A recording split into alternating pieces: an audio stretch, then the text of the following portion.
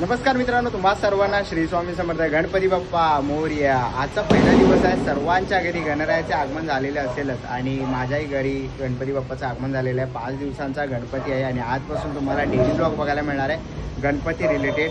आणि तुम्हा सर्वांना गणेश चतुर्थीच्या खूप साऱ्या शुभेच्छा. तर आपण जाऊया, बघूया यंदाचं माझं कोणतं डेकोरेशन आहे, सगळं काही दाखवणार आहेत. आपल्या व्हिडिओवर तुम्ही नवीन असाल तर एक लाईक नक्कीच करा आणि व्हिडिओ शेवटपर्यंत नक्कीच बघा. तर चला व्हिडिओला सुरुवात करूया. आता आपण आहे ना आरती करायला घेतोय.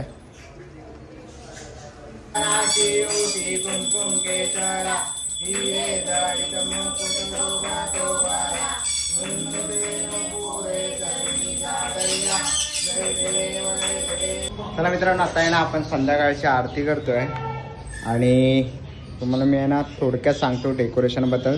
तेलंगणा येथे हैदराबाद मध्ये जो इन्सिडेंट घडला होता, घटना जंगलतोडीचं, ते आपण सध्या दाखवलेलं आहे. तुम्ही ते बघू शकता.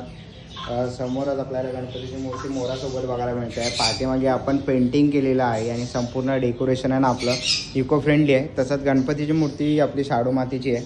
तुम्ही इथे बघू शकता. तुटलेली झाडं वगैरे दाखवलेली आहेत. बुलडोझर दाखवला आहे. इथे हत्ती आहे, त्याच्यासोबत इकडे माकड आणि आईचं पिल्लू म्हणजे माकड आणि त्याचं छोटं बाळ असं दाखवलेलं आहे. इथे आपण हरणं, सांबर वगैरे दाखवलेले आहेत.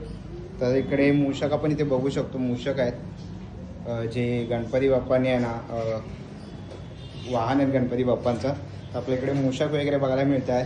इथे आपण ट्रक वगैरे बघू शकतो. मोरं आहेत, मोर वगैरे पळताना दाखवलेले आहे. त्या साईडला पण आपण एक असं हत्ती दाखवलेलं आहे, तुम्ही ते बघू शकतात. बुलडोझर आहे या साईडला. इथे बघाल तर झूम करून मी तुम्हाला दाखवतो. तर इकडे झाड तोडताना वगैरे पक्षी घरटत वगैरे दाखवलेलं आहे. तर आपण इकडे सगळं असं तुटलेलं वगैरे झाडं, संपूर्ण जंगल दाखवलेलं आहे.